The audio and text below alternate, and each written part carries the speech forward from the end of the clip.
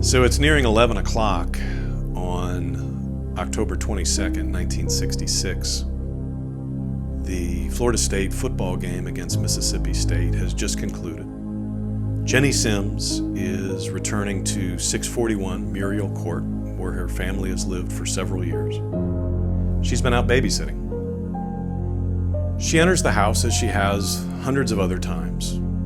It's a familiar scene for her. The radio is in the background. The television is on. A coffee cup sits on the kitchen counter.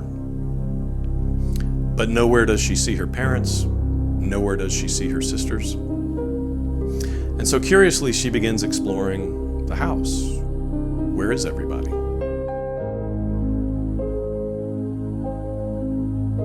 And as she doesn't see anyone, as she doesn't hear anyone, her own anxiety begins to mount. And she continues to look. And eventually she winds her way back to the master bedroom.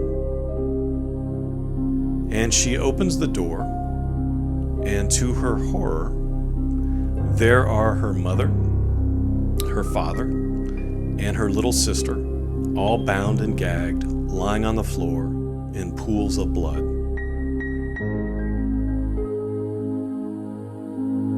What she saw that evening has haunted Tallahassee ever since.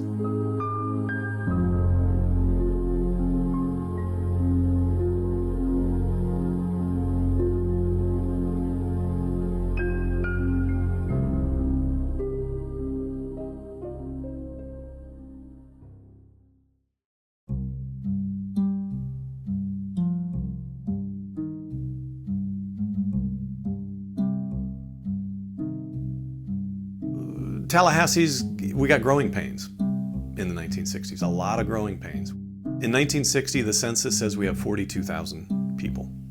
In 1970, the census reports we have 78,000 people. Small town, great town. If you needed a pizza, you had to go to Tennessee Street to get it. You know, it was the only McDonald's in town. In all honesty, nobody ever locked their house up. You'd go on vacation, never lock your house. You're beginning to see the transition of Tallahassee from kind of a sleepy southern town that happens to be the state capital into a much bigger town, a much more cosmopolitan town, perhaps even less of a Jim Crow town. We had a really chummy, wonderful block. All the kids ranged within a few years of each other. They all played together when they were little and growing up, and are still friends, you know? We went wherever we wanted. You know, we'd launch out on foot, and we were all over the place as far as our feet would take us, you know? Stayed outside until the streetlights came on. Nobody thought anything about it. It was a nice town, as it is now. It's just a different town, but in 1966 it was a great town to raise kids in and enjoy your town.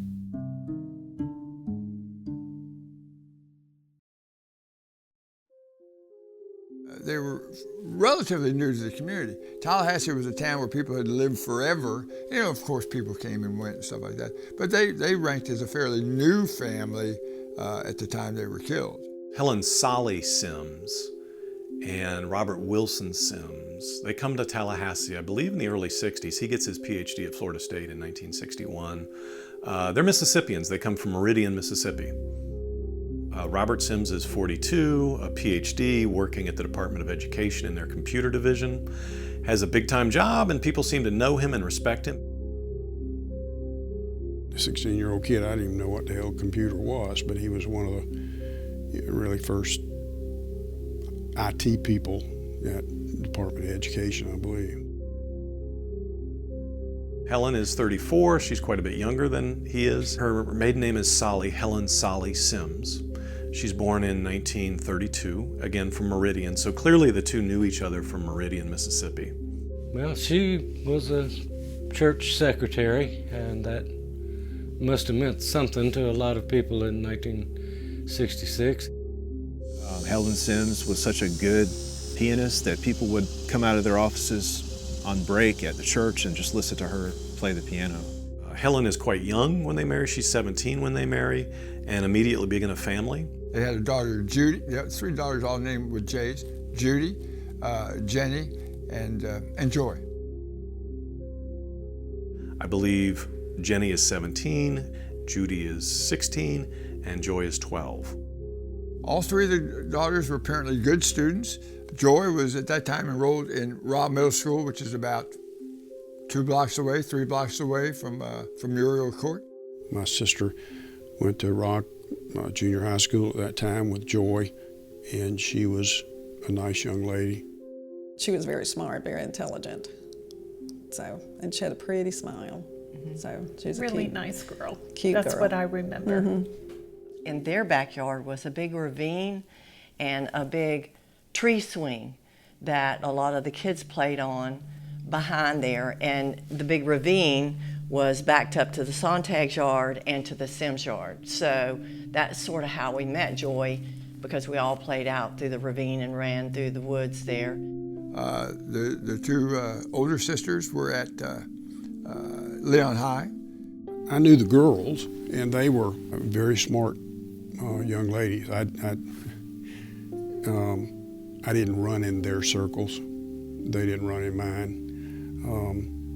They were National Honor Society, and I was basketball and track. Both of the older sisters were babysitting that night, which speaks something to their responsibility.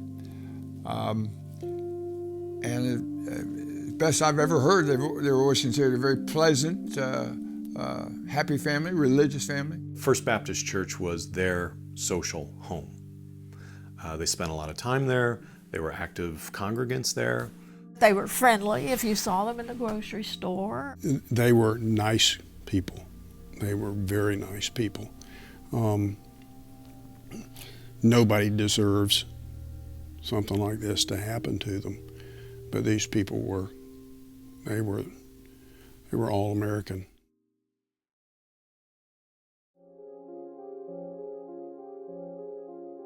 As everyone knows, it was October 22nd, 1966. It was a beautiful, beautiful October day, and the wind was blowing mildly. We had the windows open, and it was, just a nice, cozy feeling. The Seminoles are playing Mississippi State. The whole town came to a screeching halt because everybody went to the football game. Lots of people were at the game. Jenny and Judy were babysitting for families that had gone to the game. Robert and Helen and Joy stayed home. And my father came home just as the phone rang, and I picked it up on one extension because he was walking in the back door and picked it up on another extension. You could tell from the tone of voice that something terrible had happened. All 3 of them are bound with ropes. Joy, the 12-year-old, has been stabbed 7 times and has her underpants down around her ankles. Helen was stabbed and shot and was halfway across the room. And Robert was apparently shot and bound, still sitting in his chair. It was really not much of a sign of a struggle. There was coffee still sitting on the table. There was money sitting on the furniture there, had not been touched. There was jewelry that had not been touched. There was no sign of forced entry. The belief is that obviously the Sims must have allowed whoever was in the house. Imagine the time period before 911, and you're a 16, 17-year-old girl coming home.